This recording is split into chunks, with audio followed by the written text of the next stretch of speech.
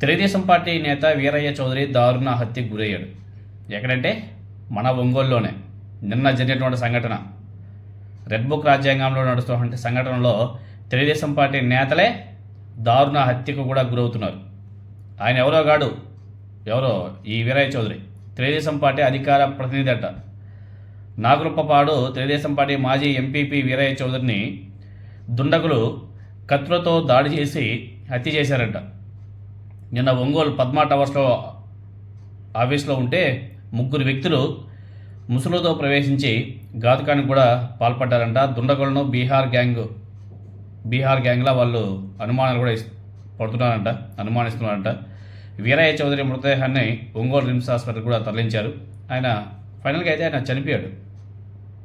Telugu Desam party నేత Veeraiah Chowdary Bihar gang ఒంగోలుకు వచ్చి తన ఆఫీస్లో వేసేసి వెళ్ళిపోయారు.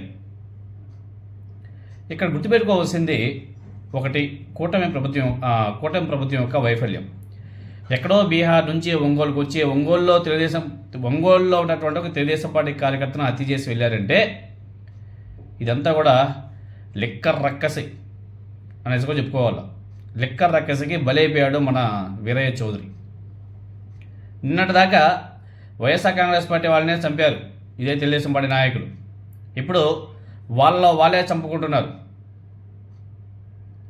వాళ్ళే సుఫార్లు పెట్టుకొని చంపించుకుంటున్నారు. హింస రాజ్యం ఏలైతే ఇలానే ఉంటుంది. హింసా రాజ్యం ఎప్పుడు కూడా మంచిది కాదు. దాన్ని ఎవరు కూడా ప్రోత్సహించకూడదు. అది ఎవరు చేసినా, అది వైసీపీ చేసినా, జనసేన చేసినా, తెలుగుదేశం పార్టీ చేసినా, బీజేపీ అయినా, కాంగ్రెస్ పార్టీ అయినా, ఏ పార్టీ వాళ్ళు చేసినా ఆ పార్టీ వాళ్ళు దాన్ని అసలు ప్రోత్సహించకూడదు. అలానే తెలుగుదేశం పార్టీలో బాగా ప్రోత్సహించారు. హింసా రాజకీయాలకి, దాడులకి, దౌర్జన్యాలకి తెలుగుదేశం పార్టీ బాగా సపోర్ట్ చేసింది. అలా సపోర్ట్ చేయడం వల్ల వాళ్ళ కార్యకర్తలు బలైపోతున్నారు. లాస్ట్కి హింసకి తన మన ఏమీ ఉండదు, నరుక్కుంటూ పోతా ఉంటారు. దానిలో భాగంగానే పాపం Telugu Desam party genuine person, real కార్యకర్త ప్రాణాలు కోల్పోయాడు పాపం.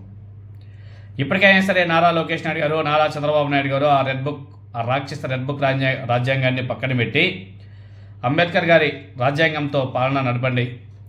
కాదు కూడదో మేము ఇలానే ఉంటాం, రెడ్ బుక్ రాజ్యాంగమే నడుపుతాం అంటే లాస్ట్కి అదే మిమ్మల్ని చంపుతుంది, అదే మిమ్మల్ని కాటేస్తుంది. దానివల్లనే మీరు బలైపోతారు. రేపటి రోజున ఎవరు కూడా ఎవరు మిగలరు. మా పరిపాలన ఎలానే ఉంటుంది, ఈ రెడ్ బుక్ రాజ్యాంగాన్ని వదిలేది లేదు.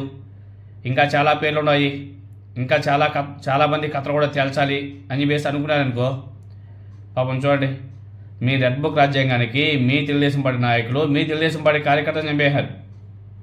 మీ అధికార ప్రతినిధి అంటే అయ్యా నారా లోకేష్ నాయుడు గారు చంపేశారు.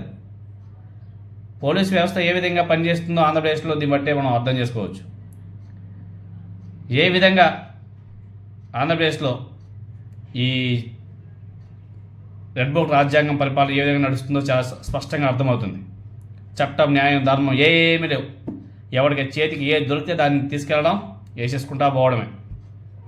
లిక్కర్ మహిమ అంతా కూడా ఇంకేమి కాదు, లిక్కర్ రక్కసికి బలైపోతున్నారు అందరూ కూడా. వీటిని తగ్గించాలా? వీటిని ఎవరు తగ్గించాలా? ప్రభుత్వాలు తగ్గించాలా? ప్రభుత్వాలే ప్రోత్సాహాలు ఇచ్చి మరీ ముందుకు తోస్తుంటే ఎవరు మాత్రం ఏం చేస్తారండి? బీహార్ నుంచి వచ్చి ఒంగోలులో తెలుగుదేశం పార్టీ అధికార ప్రతినిధి చంపారంటే ఆంధ్రప్రదేశ్లో లా అండ్ ఆర్డర్ ఏ విధంగా పనిచేస్తుందో ఒకసారి తెలుగుదేశం పార్టీ కార్యకర్తలు, నాయకులు, జనసేన పార్టీ నాయకులు, కార్యకర్తలు, ఎమ్మెల్యేలు, ఎంపీలు అందరూ కూడా తెలుసుకోవాలి. మన హోంమంత్రి అనితా మేడం గారు దీని మీద ఏమన్నా స్పందిస్తారా లేకపోతే దీన్ని కూడా వైఎస్ఆర్ కాంగ్రెస్ పార్టీ మీద నెట్టేస్తారా? వైఎస్ఆర్ కాంగ్రెస్ పార్టీ వాళ్ళే బీహార్ నుంచి గ్యాంగ్ తెప్పించారు, లేపేస్తారని చెప్పేసి ఏమన్నా మాట్లాడతారులే అబ్బా స్వామి. ఎందుకంటే మీడియా వాళ్ళదే, కరపత్రికలు వాళ్ళవే, మైకులు వాళ్ళవే, అధికారం వాళ్ళదే, అందరూ ఇంకా వాళ్ళ దగ్గరే ఉన్నారు. కాబట్టి వాళ్ళు ఏది మాట్లాడినా అన్ని ప్రజల్లోకి తీసుకెళ్ళడానికి వాళ్ళ ఇల్లు మీడియా, వాళ్ళ సోషల్ మీడియా ఉంది కాబట్టి ఏది పడితే అది మాట్లాడేస్తుంటారు. మాట్లాడేస్తారు. నరం లేని నారిక ఏమైనా మాట్లాడగలదు. దాంట్లో భాగంగానే మరి మన హోంమంత్రి అనితా మేడం గారు ఈ వీరయ్య చౌదరి గారి గురించి ఏమైనా సరే స్టేట్మెంట్ ఇస్తుందా, లేకపోతే అంతేనా? చూడాలి మరి.